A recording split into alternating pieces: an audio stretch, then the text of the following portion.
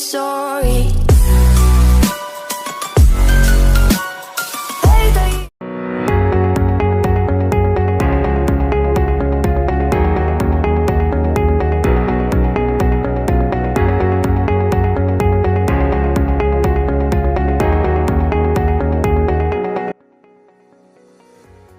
Di sini saya akan menjelaskan materi tentang pendekatan pembelajaran bahasa. Pendekatan merupakan suatu perangkat asumsi yang aksiomatik. Jadi, pengertian aksiomatik di sini adalah pernyataan dasar yang dianggap benar tanpa memerlukan bukti. Contohnya seperti berbicara jujur adalah hal yang baik. Nah, dapat dianggap di sini bahwa sebagai dasar etika dalam kehidupan keseharian. Tanpa membuktikan secara formal, banyak orang yang setuju bahwa kejujuran itu adalah nilai yang diakui sebagai suatu kebenaran yang mendasar.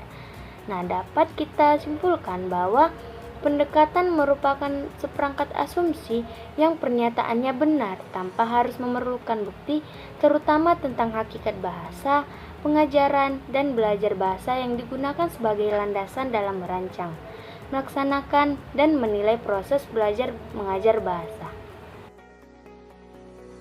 Membahas tentang beberapa macam pendekatan yang selayaknya dipahami oleh guru-guru, khususnya guru sekolah dasar, baik guru kelas maupun guru bidang studi.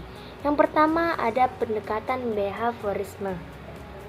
Jadi pendekatan ini berpandangan bahwa proses penguasaan kemampuan berbahasa anak sebenarnya dikendalikan dari luar sebagai akibat berbagai rangsangan yang diterapkan di lingkungan kepada si anak.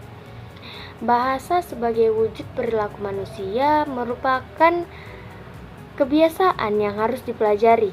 Jadi, kemampuan berkomunikasi anak melalui bahasa pada dasarnya sangat ditentukan oleh stimulus, respon, dan peniruan-peniruan. Dua, ini pendekatan nativisme.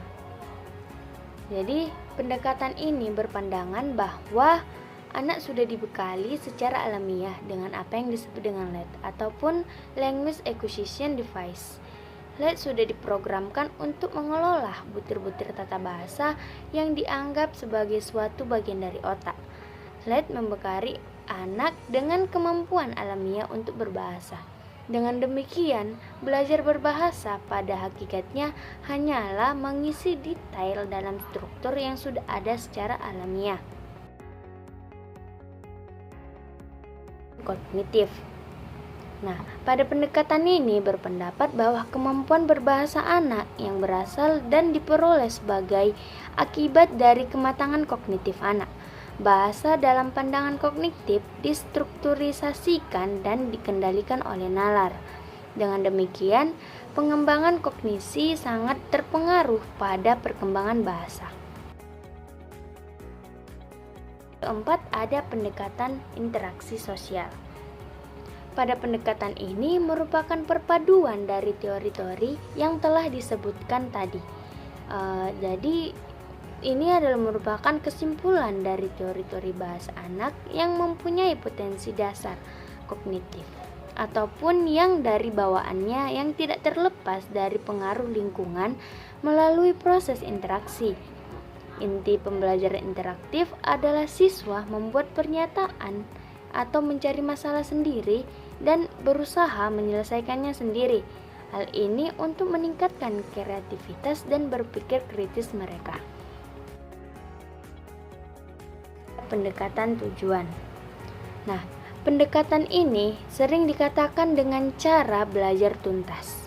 Nah, dengan cara belajar tuntas, ini merupakan arti suatu kegiatan belajar mengajar dianggap berhasil apabila sedikit-dikitnya 85% dari jumlah siswa yang mengikuti pelajaran itu menguasai minimal 75% dari bahan ajar yang diberikan oleh guru. Penentuan keberhasilan itu didasarkan hasil tes sumatif. Jika sekurang-kurangnya 85% dari jumlah siswa dapat mengerjakan ataupun dapat menjawab yang betul minimal 75% dari soal yang diberikan oleh guru, maka pembelajaran dapat dianggap berhasil. Ada pendekatan struktural. Nah, pendekatan ini berpandangan bahwa bahasa adalah data yang didengar ataupun ditulis untuk menganalisis suatu dengan tata bahasa. Jadi, belajar bahasa adalah belajar struktur-struktur ataupun tata bahasa. Nah, yang ketujuh ada pendekatan komunikatif. Nah, pendekatan komunikatif ini didasarkan pada pandangan bahwa bahasa adalah sarana berkomunikasi. Nah, karena itulah tujuan utama pengajaran bahasa adalah untuk meningkatkan keterampilan berbahasa siswa, bukan kepada pengetahuan tentang bahasa. Sepengetahuan bahasa diajarkan untuk menunjang pencapaian keterampilan berbahasa itu sendiri. Nah, yang kedelapan ada pendekatan pragmatik. Nah, pendekatan ini mengutamakan keterampilan berbahasa dengan memperhatikan faktor-faktor penentu bahasa itu sendiri. Nah, seperti apa faktornya? Seperti pemeran serta, tujuan, situasi, konteks, dan juga aspek pengembangannya, termasuk dengan emosi, moral, sosial, dan intelektual. Nah, yang 9 ada pendekatan whole language. Nah, pendekatan whole language ini diajarkan untuk mengembangkan atau mengajarkan bahasa secara menyeluruh, meliputi mendengar, berbicara, membaca, dan menulis. Nah, keterampilan ini disebut sebagai memiliki hubungan yang interaktif yang tidak terpisahkan dengan aspek berbahasa. Nah, aspek berbahasa ini meliputi fonem, kata, ejaan, kalimat, wacana, dan sastra. Nah, di samping itu, pendekatan ini juga mementingkan multimedia lingkungan dan pengalaman belajar seorang siswa. Selanjutnya, yang ke-10 ada pendekatan kontekstual. Nah, pendekatan kontekstual ini atau disingkat dengan Contextual Technique and Learning atau CTL. Nah, pendekatan ini merupakan konsep belajar yang membantu guru untuk mengaitkan antara materi yang diajarkan dengan situasi dunia nyata siswa. Nah, pendekatan ini tentunya bertujuan untuk mendorong siswa membuat hubungan antara pengetahuan yang dimilikinya dengan penerapan dalam kehidupan mereka sehari-hari. Kemudian ada pendekatan terpadu. Nah, pendekatan terpadu ini hampir sama dengan pendekatan whole language tadi. Nah, yang mana pada dasarnya pendekatan ini senantiasa harus terpadu, tidak terpisahkan antara keterampilan berbahasa, menyimak, berbicara, membaca, dan menulis dengan komponen kebahasaan tata bunyi, tata makna, tata bentuk, dan tata kalimat, dan juga aspek sastra. Nah, di samping itu, untuk kelas-kelas rendah, pendekatan terpadu ini menggunakan jenis pendekatan lintas bidang studi, yang artinya pembelajaran bahasa Indonesia dapat disatukan dalam mata pelajaran lainnya seperti pendidikan agama, matematika, sains, pengetahuan sosial, kesenian, dan pendidikan jasmani. Dan yang terakhir ada pendekatan keterampilan proses. Nah, keterampilan proses ini ialah kemampuan yang dibangun oleh sejumlah keterampilan dalam proses pembelajaran. Nah, yang dimaksud dengan proses pembelajaran tersebut meliputi 3 aspek. Nah, yang pertama ada keterampilan intelektual, keterampilan sosial, dan keterampilan fisik. Keterampilan proses itu akan berfungsi sebagai alat menemukan dan mengembangkan konsep. Nah, konsep yang dikembangkan tersebut akan menunjang pula keterampilan proses itu tersendiri.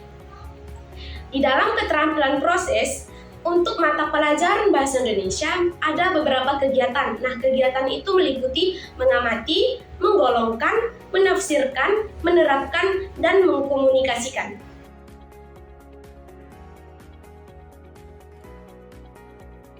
Nah, kita masuk nih ke dalam materi metode dan strategi pembelajaran bahasa. Nah, dalam bidang pengajaran, metode adalah rencana penyajian bahan secara menyeluruh dengan urutan yang sistematis berdasarkan pendekatan atau approach tertentu. Nah, Sedangkan strategi pembelajaran bahasa adalah tindakan melaksanakan rencana dengan menggunakan beberapa variabel seperti tujuan, bahan, metode, dan alat, serta evaluasi agar mencapai tujuan yang telah ditetapkan. Nah, metode yang pertama yaitu adalah metode langsung.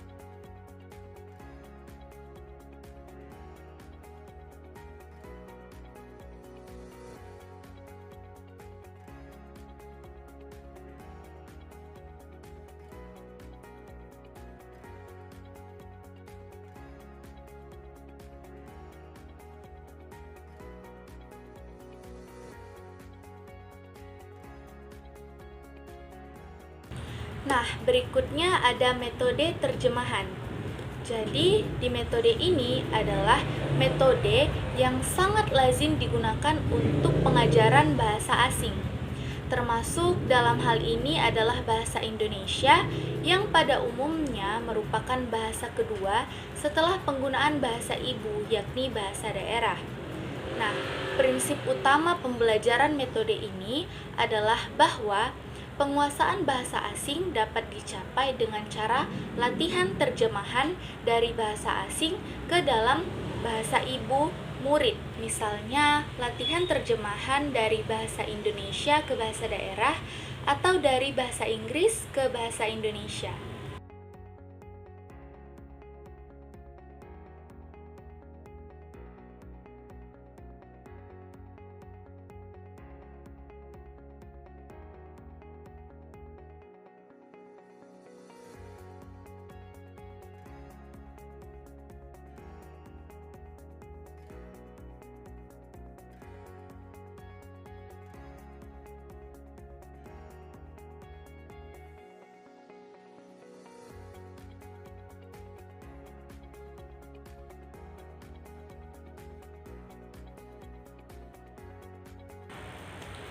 Selanjutnya ada metode linguistik. Nah, pada metode ini, titik pembelajarannya berfokus pada penguasaan bahasa lisan. Jadi, sebelum pembelajaran, diteliti terlebih dahulu persamaan dan perbedaan bahasa ibu dengan bahasa yang akan kita ajarkan. Terutama persamaan dan perbedaan mengenai bunyi-bunyi bahasa, perbendaharaan kata-kata, struktur kata, dan kalimat. Nah, dengan demikian, pada metode ini tidak dilarang menggunakan bahasa ibu murid, karena bahasa ibu murid akan memperkuat pemahaman baru bahasa tersebut. Nah, selanjutnya itu ada metode SAS atau struktur analitik sintetik yang bersumber pada ilmu jiwa Gestalt yang berpandangan bahwa pengamatan penglihatan pertama setiap manusia adalah global atau bersifat menyeluruh. Dengan demikian, Segala sesuatu yang akan diajarkan kepada murid haruslah mulai ditunjukkan atau diperkenalkan struktur totalitasnya atau secara global. Nah, metode ini banyak digunakan dalam metode pembelajaran membaca permulaan, tetapi sesungguhnya dapat dipergunakan dalam setiap aspek pembelajaran bahasa. Nah, metode selanjutnya adalah metode bibahasa, yang dimana dalam pembelajarannya bahasa kedua atau bahasa asing, bahan pembelajaran didasarkan pada persamaan dan perbedaan antara bahasa ibu dengan bahasa yang akan diajarkan tersebut. Nah, bahasa ibu murid digunakan untuk menerangkan perbedaan-perbedaan fonetik, kosakata, struktur kalimat, dan tata bahasa kedua bahasa itu. Oke, selanjutnya ada metode unit. Di sekolah dasar, tahap-tahap tersebut dapat dikembangkan sebagai berikut. Yang pertama adalah dipilih unit atau tema yang paling menarik bagi para siswa dengan cara memungut suara terbanyak dari siswa suatu kelas. Yang kedua, dibentuk kelompok untuk mempersiapkan percakapan dalam bahasa ibu murid. Yang ketiga, guru menerjemahkan percakapan itu ke dalam bahasa yang akan diajarkan berikut tata bahasanya. Yang keempat, guru memberikan teks yang sesuai dengan tema yang dipilih tersebut. Kemudian, siswa mempelajari kosakata, terutama kosakata baru dan yang dianggap sulit. Nah, selanjutnya kita beralih ke strategi pembelajaran bahasa. Di sini yang pertama ada strategi ceramah. Dan teknik ini digunakan untuk menyampaikan informasi. Nah, bagi siswa sekolah dasar kelas rendah, teknik ini sangat diperlukan sebagai latihan keterampilan mereka supaya menyimak. Pelaksanaan teknik ceramah di kelas rendah dapat berbentuk cerita kenyataan, dapat berbentuk dongeng, atau informasi tentang ilmu pengetahuan. Selanjutnya ada strategi tanya jawab. Di strategi ini dapat diterapkan pada latihan keterampilan menyimak, berbicara, membaca, dan menulis.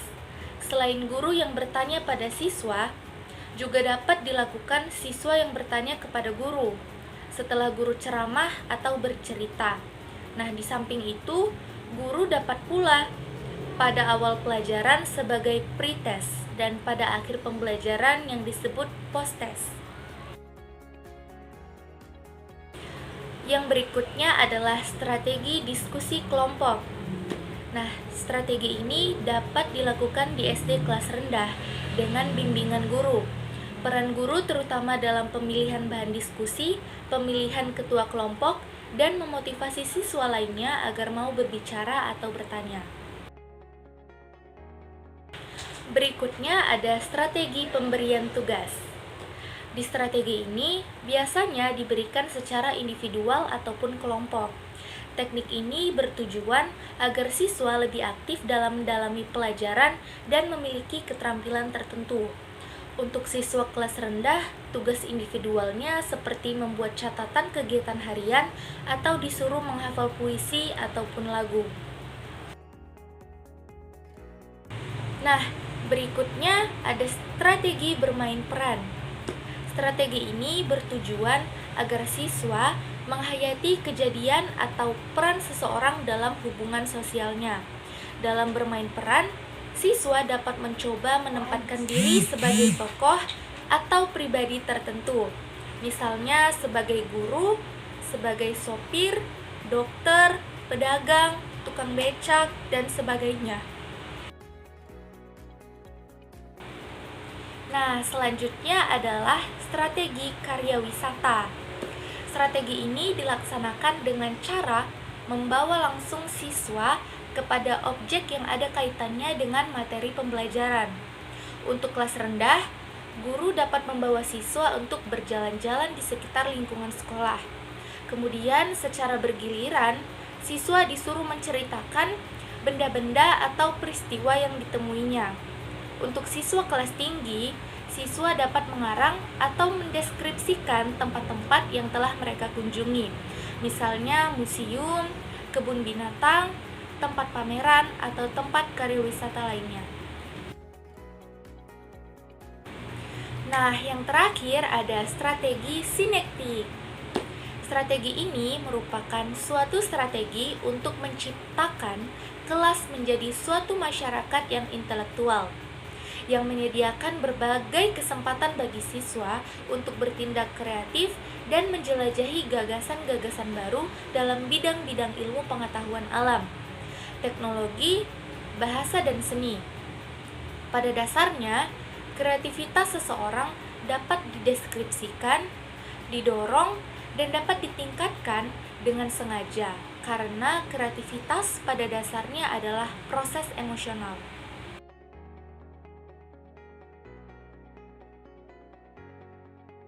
Baik, di sini kita akan membahas tentang model-model pembelajaran bahasa.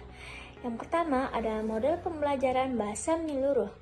Model pembelajaran bahasa menyeluruh ini terbagi atas 3 bagian. Yang pertama ada teori pembelajaran bahasa menyeluruh, yang kedua ada materi pembelajaran, dan yang ketiga ada desain pembelajaran. Baik, yang pertama di sini kita akan membahas tentang teori pembelajaran bahasa menyeluruh. Konsep bahasa menyeluruh telah diperkenalkan oleh Jerome Hart dan Thornburn pada tahun 1977. Nah, sesudah itu, Dorothy Weston menyusul dengan istilah Teacher World Language pada tahun 1978. Nah, kemudian setelah itu, Ken Goodman memperkenalkan kaidah ini dengan nama World Language Comprehension Center Reading Program pada tahun 1979. Konsep bahasa menyeluruh ini telah digunakan pada anak usia dini, yaitu anak usia prasekolah dan SD kelas tingkat rendah. Dalam pengembangan bahasa anak, kaidah ini ternyata telah berhasil membantu anak-anak memahami bahasa secara menyeluruh. Hal ini berarti anak-anak menjadi luas karena anak-anak belajar dari berbagai unsur dan berbagai sumber. Baik, kita beralih ke pembahasan yang kedua, yaitu tentang materi pembelajaran. Model pembelajaran bahasa menyeluruh sangat tepat digunakan dalam pembelajaran bahasa Indonesia di kelas 1 atau kelas 2 SD. Oleh karena itu, sebelum guru merancang pembelajaran, sebaiknya memahami dan menganalisis terlebih dahulu materi pokok Indonesia di kelas rendah tersebut. Baik, kita akan beralih ke materi yang terakhir. Di sini ada desain pembelajaran. Dari uraian yang sudah kita bahas sebelumnya, yaitu tentang konsep bahasa language, maka tujuan model pembelajaran bahasa Indonesia di sekolah dasar berdasarkan kepada pendekatan tersebut, yaitu adalah mengintegrasikan seluruh keterampilan berbahasa, yaitu terdiri atas mendengarkan, berbicara, membaca, dan menulis, serta komponen kebahasaan, yaitu terdiri atas tata bunyi, tata bentuk, tata kalimat, dan tata makna. Juga ada penggunaan multimedia. Baik, kita lanjut ke pembahasan kita yang kedua tentang model pembelajaran terpadu. Nah, di sini kita akan membahas terlebih dahulu tentang model keterhubungan. Model keterhubungan adalah model pembelajaran terpadu yang secara sengaja diusahakan untuk menghubungkan satu konsep lain, satu topik dengan topik lain, satu keterampilan dengan keterampilan lainnya. Sebagai contoh, ketika guru akan membelajarkan pecahan, guru dapat mengkoneksikan sikap adil yang dikaitkan dengan makna pecahan sebagai bagian dari satu keseluruhan. Keseluruhan itu terdiri atas bagian-bagian yang sama, dan juga dikaitkan dengan keterampilan mengerjakan operasi pada pecahan. Baik, selanjutnya kita akan membahas yang kedua tentang model jaring laba-laba. Model jaring laba-laba adalah model pembelajaran terpadu yang menggunakan pendekatan tematik. Pengembangan model ini dimulai dengan menentukan tema tertentu. Tema ini biasanya ditetapkan dengan negosiasi antara guru dan siswa. Nah, Setelah tema itu disepakati, dikembangkan pula sub-sub temanya dengan memperhatikan kaitannya dengan bidang-bidang studi. Dari sub-sub tema ini akan dikembangkan aktivitas belajar siswa. Next, kita akan membahas yang ketiga tentang model keterpaduan. Model keterpaduan merupakan pembelajaran terpadu yang menggunakan pendekatan antar bidang studi. Nah, model ini dilaksanakan dengan cara menggabungkan bidang-bidang studi, tetapi esensinya sama dalam sebuah topik tertentu. Nah, topik evidensi yang semula terdapat dalam mata pelajaran matematika, bahasa Indonesia, pengetahuan alam, dan pengetahuan sosial agar tidak memuat kurikulum berlebihan cukup diletakkan dengan mata pelajaran tertentu. Contohnya seperti dalam teks membaca yang merupakan bagian dari mata pelajaran bahasa Indonesia. Dapat dimasukkan butir pembelajaran yang dapat dihubungkan dengan matematika, pengetahuan alam, dan sebagainya. Lanjut yang keempat, tentang model-model pembelajaran terpadu. Pada tahap ini, guru perlu mencermati isi atau materi pokok dan kompetensi dasar untuk beberapa mata pelajaran dalam kelas semester yang sama yang pembelajarannya akan dipadukan, misalnya matematika dan bahasa Indonesia. Nah, sekian penjelasan tentang model-model pembelajaran bahasa kali ini.